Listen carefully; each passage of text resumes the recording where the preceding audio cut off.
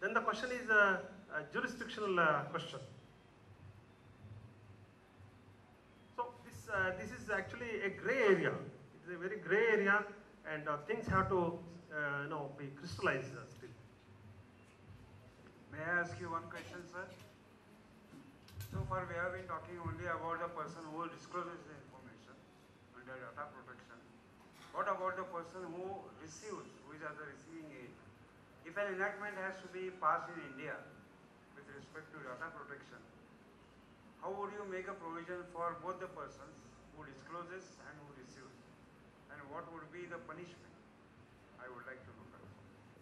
See, the very objective of data protection law is to protect the right to privacy of the person in respect of whom that information is generated. It is that person who actually requires protection. It is not the person who receives the data who is in need of protection. But sir, unless and until the person who wants to receive it, he makes an offer, how would the person disclose that information or maybe content? No, I did not follow your question. So my question is very straight. I want to receive some information from you, and you have been stopped by some enactment or some legislation not to disclose that information. Right now we don't have such a legislation in India. Right to Information Act is there, of course. But supposing I have offered you to disclose that information to me, which is supposed to be protected by law, am I not found guilty in such a case? No, you are just making a request. You can make any request. Till that request is complied, nothing will happen. Thank you. A very thin line between what you call personal data, because my mobile number, my email address can be obtained from any number of sources. So what do you exactly mean when you say personal data? See, when I volunteer to give my personal information to an organization, that organization would be under obligation not to disclose that information to others. My service provider has all the mobile numbers. Tell me, let me complete. And if a piece of information is already in the public domain, where everybody knows, then no protection is over.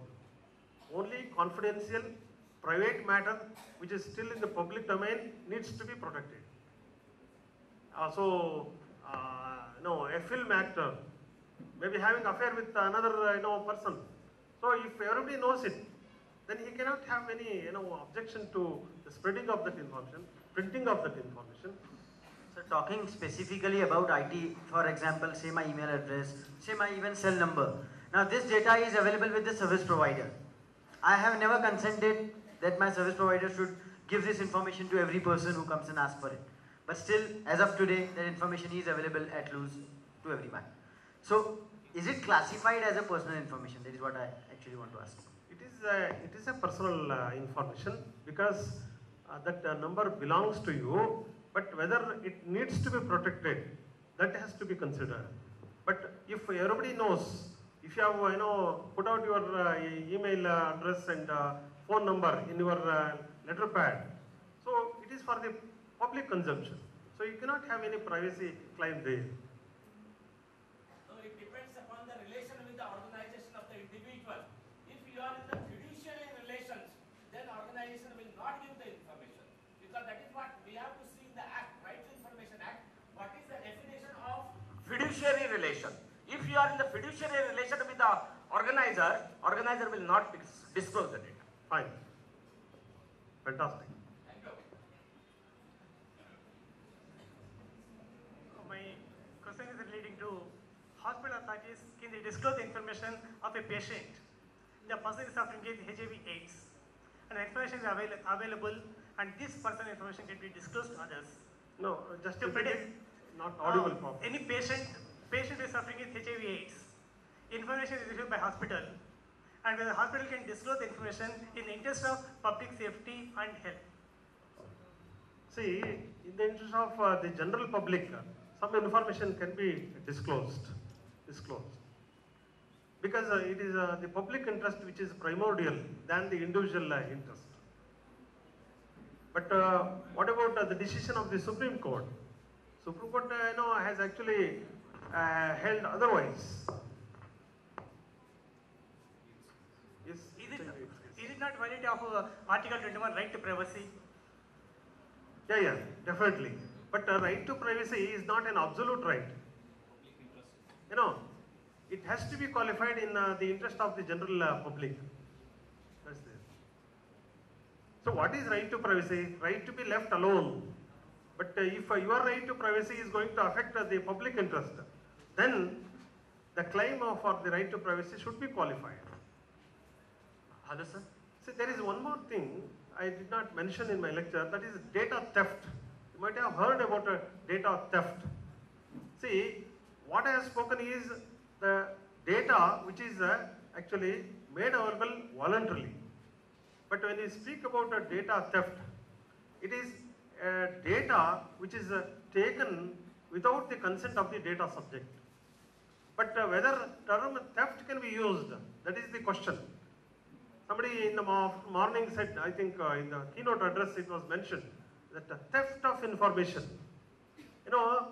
Using the term theft to information is a misnomer, because you cannot steal intangible property. Only movable property having corporeal existence can be stolen, because it has to be moved from the possession of the owner. Is it not? Oxford versus Moss is a case on this, where exam paper was taken away, a copy was obtained and it was replaced, because the fellow was afraid that if he did not replace, the questions would be changed. So the question was whether he had stolen information. The Court of Appeal held that he did not steal. Your criminal law, general criminal law cannot be applied in such a situation. We need to have technical law or techno-specific law to deal with that situation. Data theft is an altogether different domain. In a different domain, I have not touched it. Just for your information, I am telling you about it. Hello, sir. As we know that there is one bill pending in legislation, that is Data Protection Bill 2006, and we have passed already 2007. What is the reason they are not passing that one? It is a private member's bill. One Vijay Darda. Vijay Darda had introduced that bill in 2006. I have gone through the provisions of that bill, and it is totally hopeless. He does not know who is a data controller, who is a data user. He himself is confused, and I think the best thing that has happened is non-passing of that law. Then why the Indian Parliament is not passing any data protection act? Now they are going to have a provision in the Information Technology Act itself. When the act is amended, that aspect will be taken care of. This is the last question.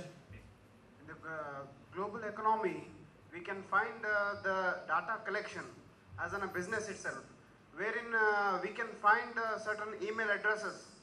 A person who is possessing an email addresses of many persons can give it to any person or a company, and the particular company will buy the email addresses or the addresses from him. So if any act will be dealt with, then whether that person will be curtailed by that business, or he will be left to make that business. See, when an organization collects the names and addresses of the large number of individuals, it is the database it has built for a particular purpose, and that database cannot be sold to anybody. If we have a data protection law, then the database cannot be sold. It's an information, private information, personal information pertaining to the individuals, and it cannot be transferred. It cannot be sold. Okay, thank you, sir, for your enlightening presentation. And I also thank the organizers for providing me this opportunity. Thank you. Cyber Laws for Every Netizen in India, and the first book on cyber laws, that is Cyber Laws ITA, Information Technology Association 2000 and beyond. This book is much appreciated for its simplicity and timely exposition of the provisions of the Information Technology Bill 1999, the first piece of cyber legislation in India. It is prescribed for BBA and MA courses in addition to law courses. He has also authored books titled Cyber Laws, Corporate Mantra for Digital Era and Cyber Law Demystified. He is also author of the Kannada book Antarjala Aparadagalu. He was the member of IT Act Policy Advisory Group of the Ministry of Information and Technology and Inter-Ministerial Working Group on Cyber Security and Cyber Laws of the Ministry of Communication and Information, and has been providing his inputs to the policy formulation in the area of cyber laws and cyber security at the central government level. At present, he is the member of E-Governance Advisory Group of Karnataka. Navi is also the founder of Cyber Law College, which is the pioneer educational institution in India dedicated to cyber law education. Navi is also the founder of www.navi.org, the premier cyber portal in India. Navi has over 3 decades of senior corporate executive behind him. He has conducted hundreds of sessions of training professionals of various disciplines.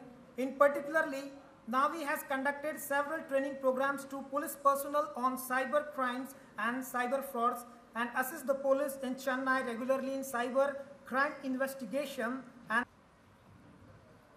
ladies and gentlemen, we are into this third session, wherein the topic is very interesting.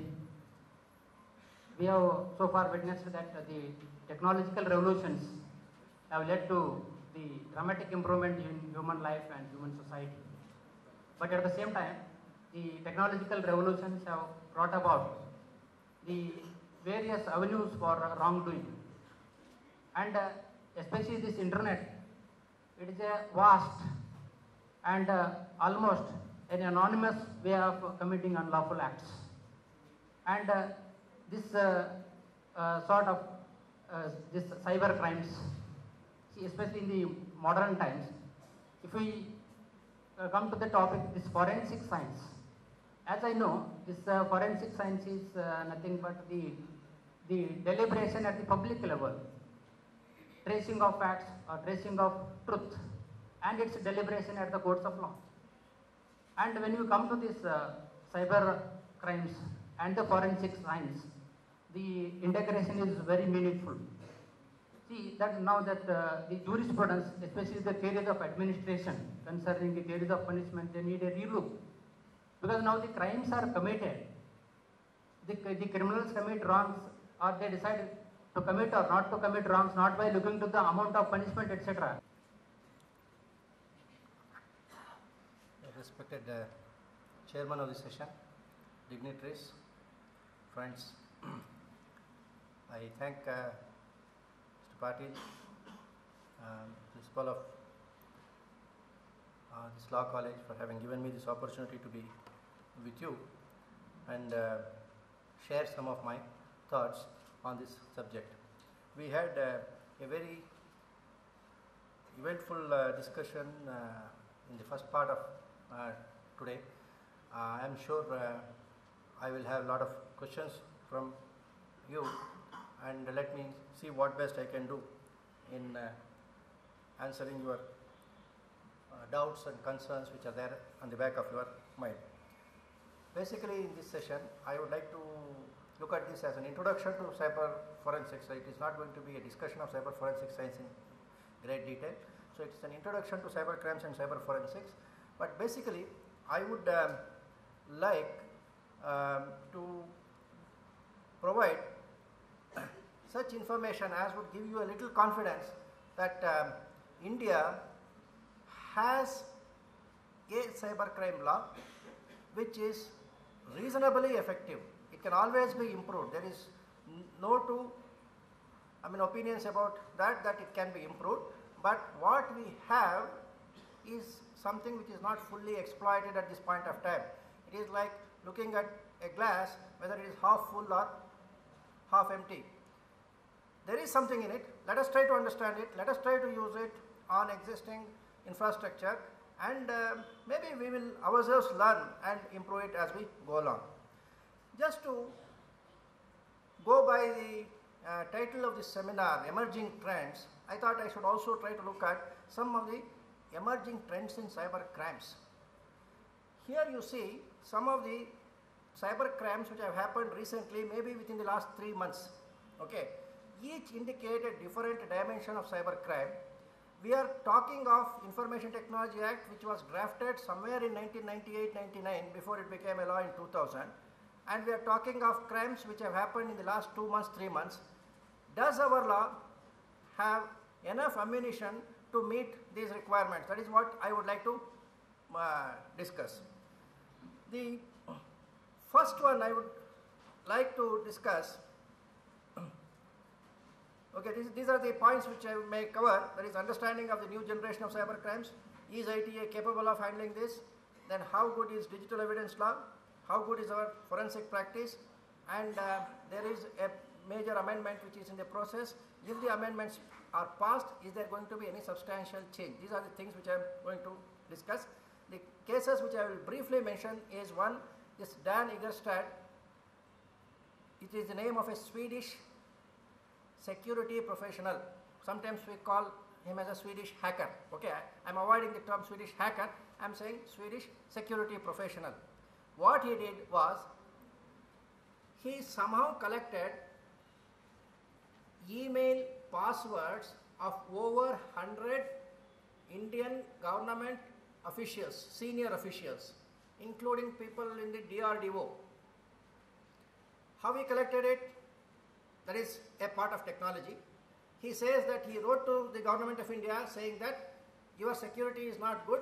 I am able to see your passwords and I am able to use that password and see what is the email in your email box. This is a security risk. Are you interested in plugging this security loophole? He perhaps did not get enough response from the government. So after waiting for some time, he said, he thought that the government of India is not going to understand the importance of this. So what he did, he went to a website and posted this 100 email IDs and passwords. And anybody could use that email and password and go and see what was the content of the email in Indian embassy official in USA or Paris or some other place. In fact, some journalists, when they got this news, they actually tested it. They went to those websites or the email IDs and then really were able to read the contents in that. Somebody making a application for visa, what was the comment, what was the email exchange between government of India and the embassy official, and so on.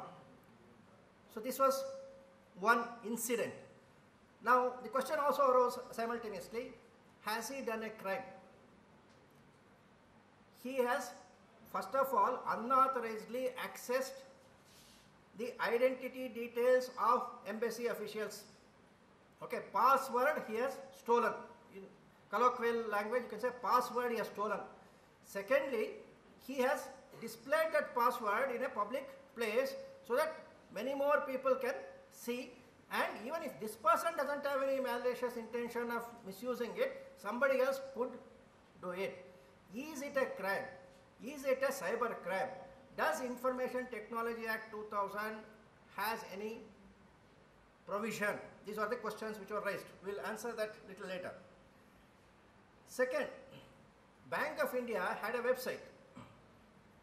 You know, bank website is visited first of all by bank customers who want to go to the website and then to their internet bank account.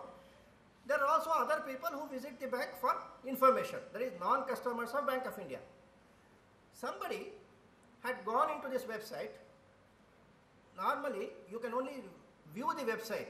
When we go and see the website, we don't have power to change and alter the contents of the website. That is there only with the administrator of the website. This person somehow got the password of that administrator so that he could go to the Bank of India server and make changes in the website. Some time back, Pakistani terrorists had gone to some websites and defaced the website. That is, they made a change and said this has been hacked by so and so. This person didn't do like that. See, this is what shows the transition of cyber crimes. If it had been defaced, anybody who is visiting there knows that this is defaced, so I can't believe what is written there. Only thing is they may pass some remarks about security in Bank of India and leave it. This person, what he did not make any apparent changes in the website. Website looks as it is. But he put in there some code. some malicious code, some software code into that website. What it did was, whoever visited the website downloaded 22 Trojans. Trojan is a kind of virus. Okay. 22 Trojans were downloaded to the computer of any person who visits Bank of India website. And some of these Trojans were of the category called keyloggers. What is this keylogger? If it sits in your computer, when you go to a bank website or when you go to Yahoo email account website and other things, this Trojan, like a spy, knows that you have gone to a particular website where the next point what you will do is you will take your keyboard and type in your login ID and password. So these keylogger softwares are programmed to verify whether you are going to a bank website, and next 100 or so keystrokes you make on the keyboard is captured by this spyware, and it is emailed to somebody who is designated as the receiver of that. That is, the owner of that malicious code would have put his email address, and these passwords will be automatically sent to that particular email address. Of course, if a person has got good security system in his computer, the Trojans may not get downloaded or it may be stopped. That is different.